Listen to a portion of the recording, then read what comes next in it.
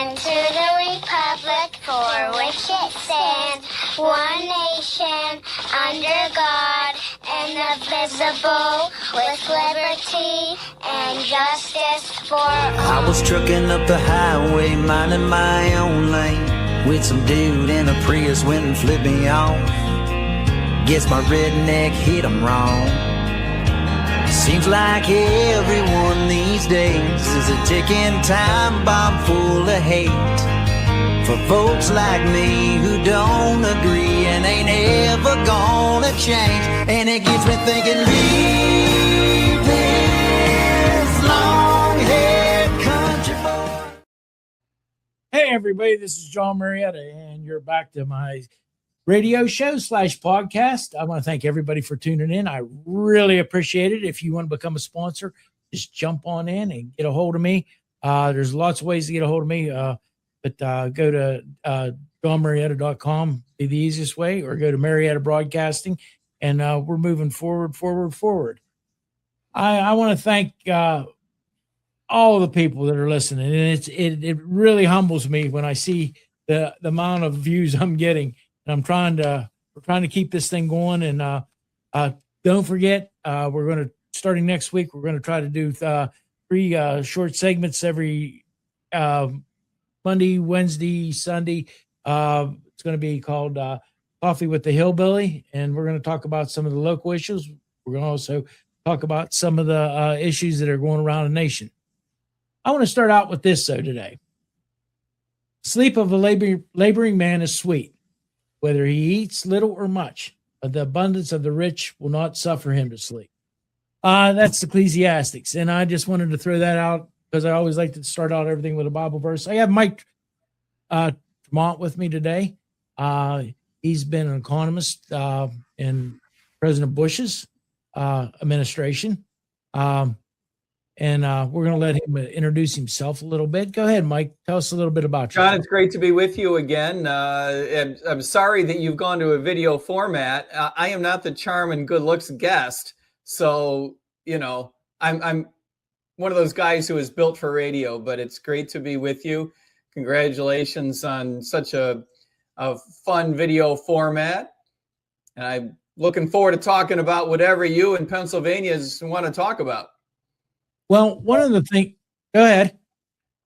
I've been told that you wrote a book, and you're gonna debut it in July 9th. Did I have that right? So we have a big announcement coming on July 9. I'm going to be announcing a very innovative campaign, an unprecedented campaign.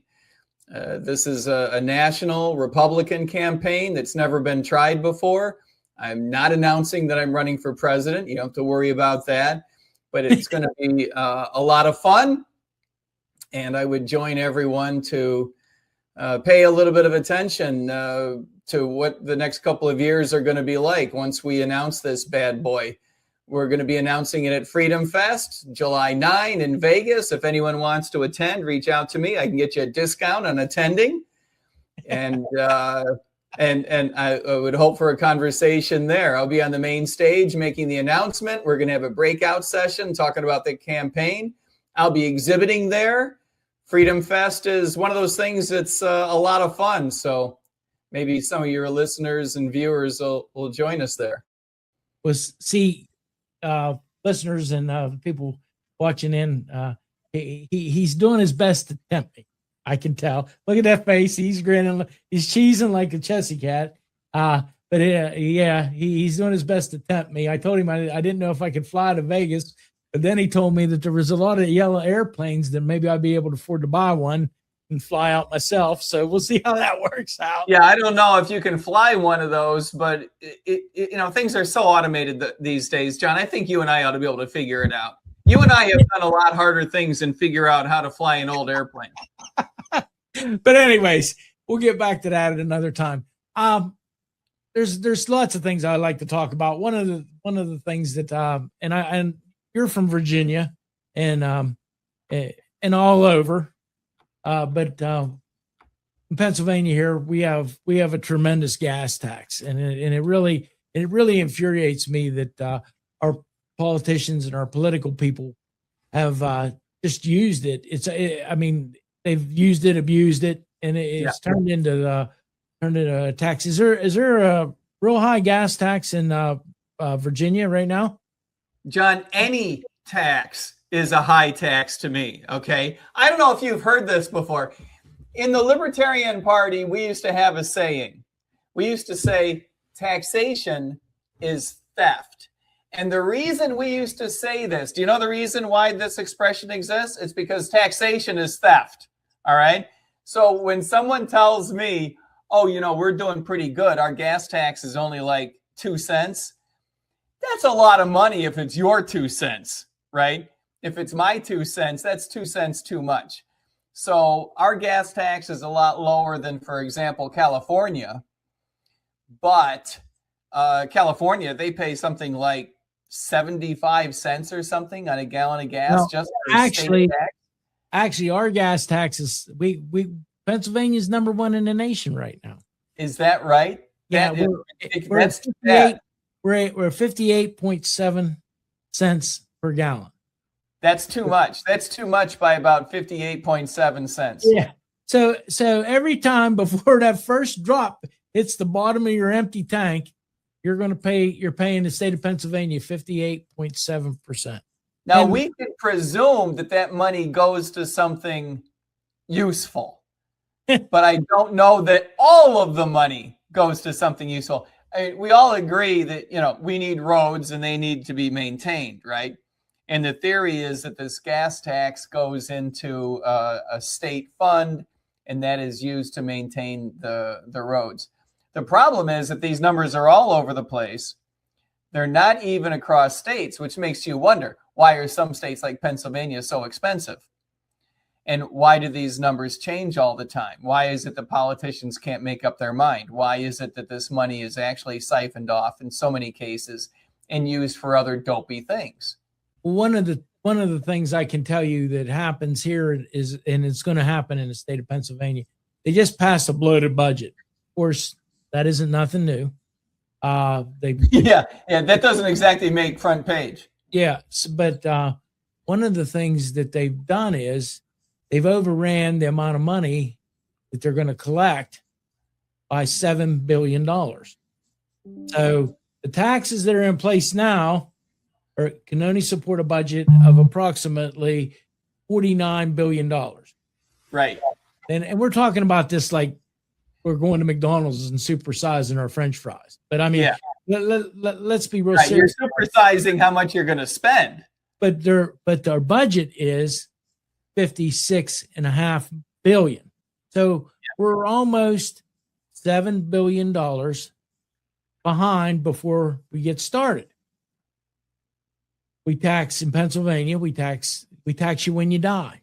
We tax you when you go to the only thing that we don't tax as of yet is clothing and food. So here's what the problem. Well, you don't tax it directly. No, but it gets for clothing and food to get to the store, to get processed, to get manufactured, it takes a lot of energy, and that is taxed out the wazoo. Yeah, and you're exactly right. So here's where we're at with this, and I just, you ran your house, and you probably ran a couple businesses in your life. If you realized that you were going to budget for your business and the business was going to you anticipated only to do, well, let's put it in round numbers, $100,000 worth of revenue that year. You didn't budget it. You didn't budget to spend $150,000 that year. And this is where we're at. And it doesn't seem like they even blink an eye when they do these things. I maybe I'm wrong about this, but it doesn't seem like they even care about the working person that goes to work, works all day, pays their taxes, pays their taxes on what they've made, and the county takes their 1% here in our part of our counties, and state takes their percentage, and then you got property tax, you got school taxes, and I think about this. And it's not funny, but I laugh about it. But John Adams started a war over a tax on tea. So where are we at? They don't. Well, you're right. First of all, you're right. They don't give a damn, and they don't give a damn for a couple of different reasons. One is, of course, that they figure they can tell the working man that we're not taxing you as much as we're taxing someone else, and that's supposed to make you, in some sense, feel better. The other thing that they do is they borrow the money, tell you you're not going to have to repay it. In effect, you're not going to have to repay it. Someone will repay it in the future, and you're not supposed to care about that because you're not supposed to care about your children or your grandchildren, which is weird.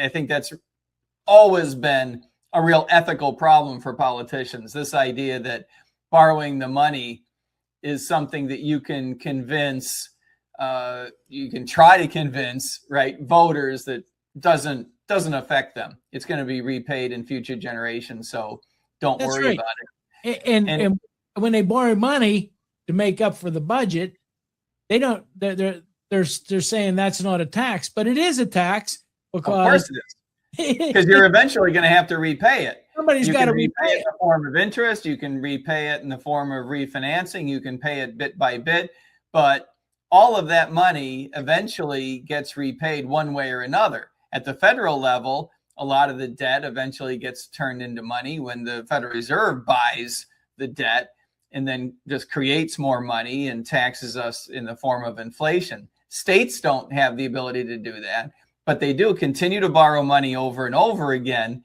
and leaving your children and your grandchildren with a tab. John, the reason politicians don't care is because it's one of those issues on which Republicans and Democrats largely agree, which is spending enormous amounts of money. They may not always agree on exactly how to spend that money. Most of the spending they do agree on.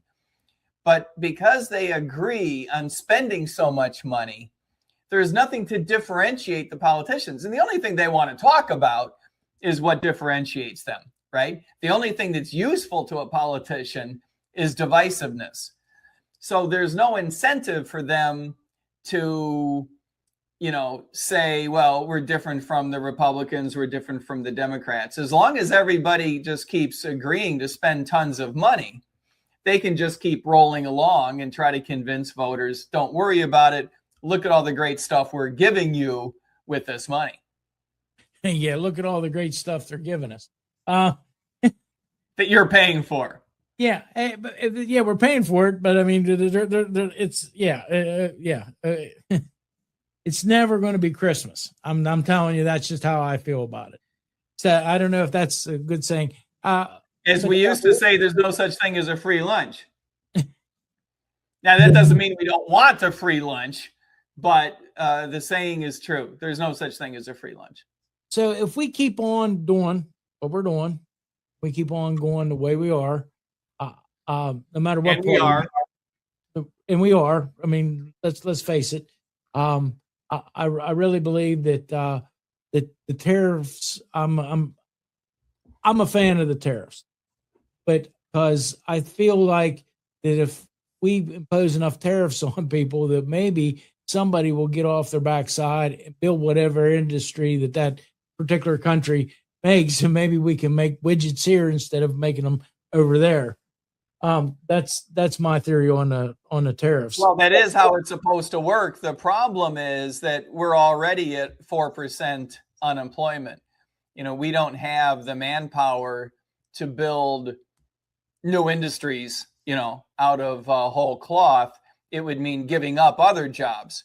So what the object of the game is to build those jobs, build those industries, those businesses that are the most efficient, that are going to make us the most money, and let other people in other countries build those businesses and industries and jobs that don't pay as much. So that's the one thing that I worry about. The other problem is that tariffs don't raise enough money to offset the income tax. There's just not enough there. It seems like at one time in our country we did that. I don't know. That's because you're right. That's because the government was so damn small by comparison to what it is now. Yeah. That's the problem, is that the government has gotten so big and so expensive, right, that there's just no way to pay for it outside of a tax on, in effect, everything. You need to tax everybody's income in order to keep this federal government going. And now, of course, the government wants even more money. We're talking about, by the way, I'm sure you saw, we're talking about an extra $1 billion for the ballroom at the White House, which will be done in 2030 or 2032 or something, because apparently we need enhanced security for the president and survivability. And we're talking about hundreds of billions of dollars, perhaps as much as $500 billion for new war efforts.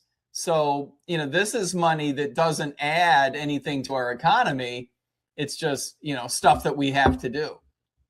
Well, I'm of the theory that we've spent too much money in Germany. Got that right. We spent too much money in Japan. Got that right. And England and France and Africa and the Middle East and Israel. Do you know we have given billions of dollars collectively? We've given money to Hamas, Hezbollah, the Hashemite Kingdom of Jordan, the government of Israel, Egypt, Morocco, and all these people hate our guts. So it's not like this money is buying us what I think our government thought it was buying us. Yeah, and what's crazy about it, we funded both sides. Absolutely. If there were a third side, we would probably fund that too.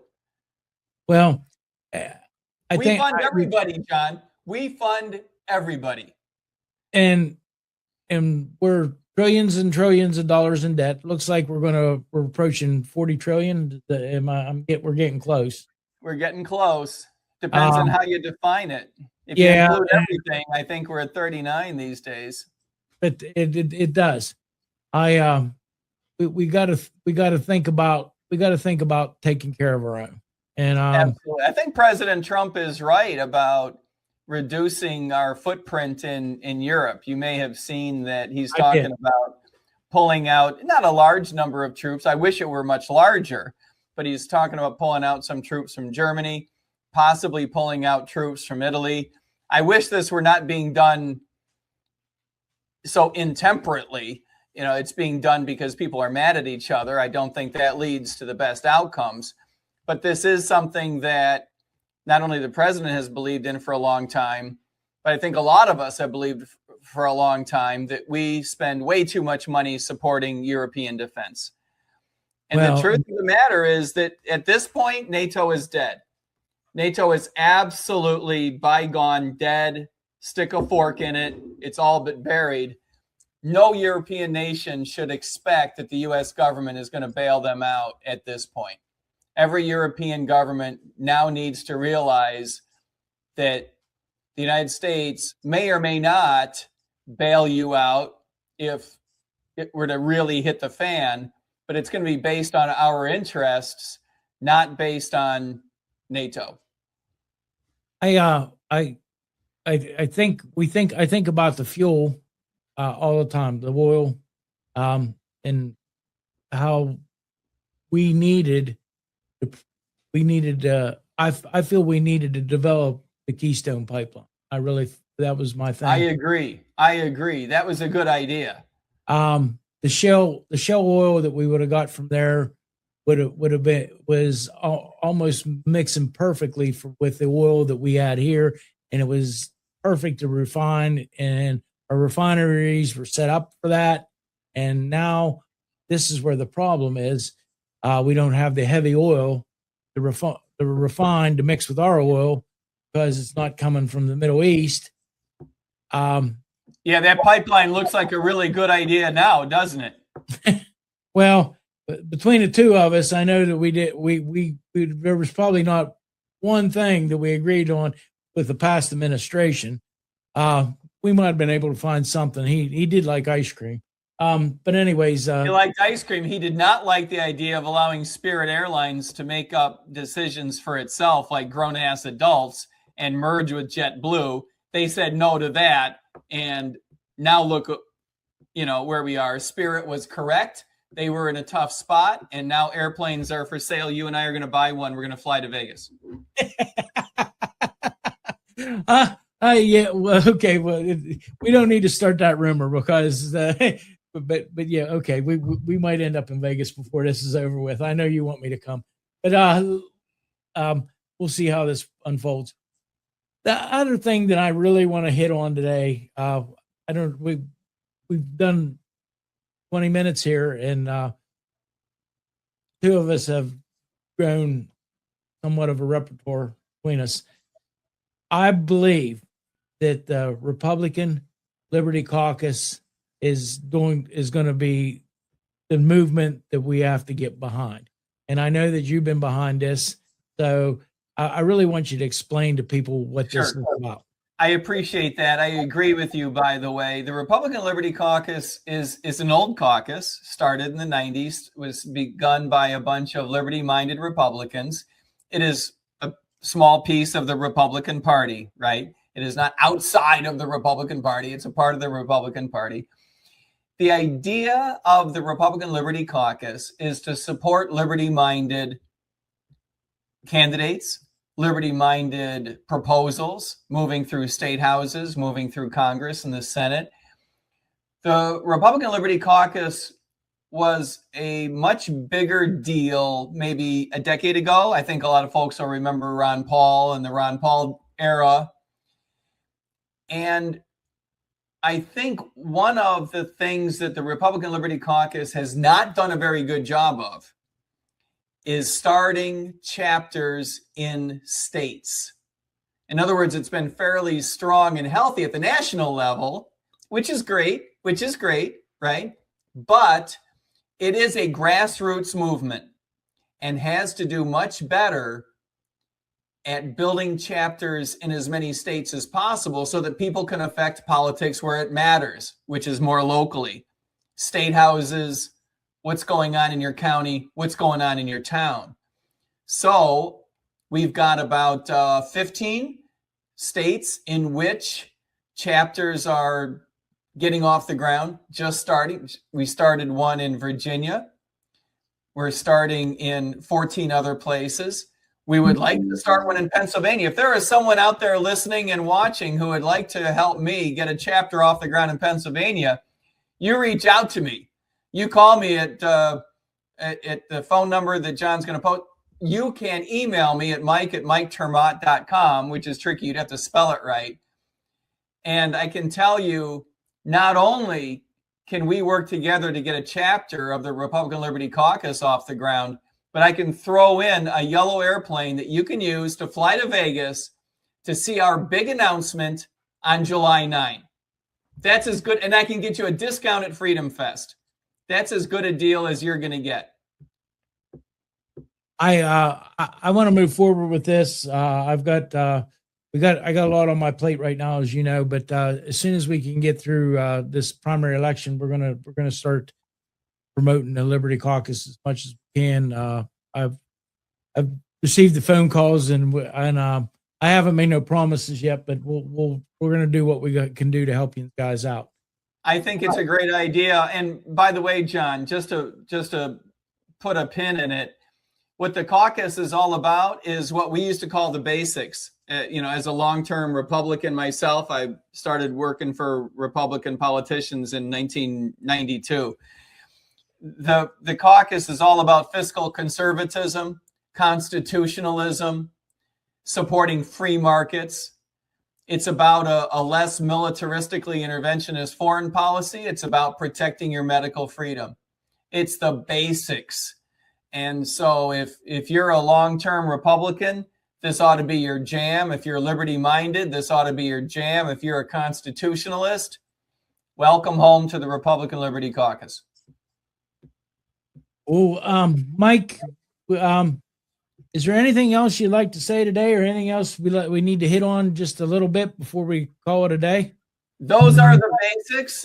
Check it out at miketermott.com. By the way, we have a book out. It's called Broken, all about American politics. It's called American Politics, How It's Driving Civil Unrest, Financial Collapse, and War.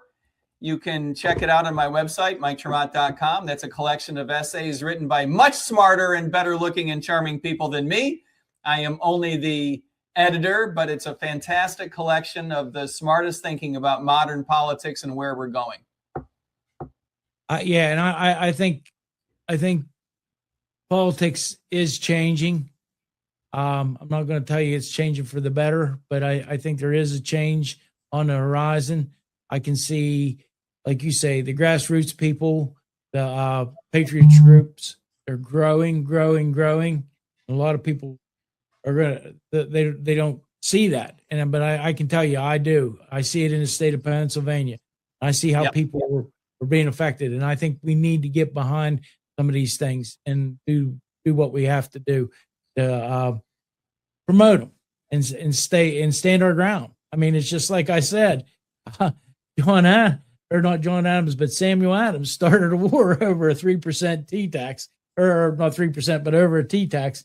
And we need to really think about what we're doing right now, because we're being taxed at a rate that's about, I want to say 44% of our money. All in, for a lot of folks, it is around that. And we should not be tolerating that. Yeah. And absolutely. And tolerance can be an evil thing but anyways, we'll get you back on here and before Freedom Fest, I'm sure. And I'm glad you was able to stop in and talk to us today, and we're going to keep moving forward. So thank you so much for coming in. God bless you, and stay the course, my friend, and keep your powder dry. God bless you, John. It's great to be with you. Okay. Take care.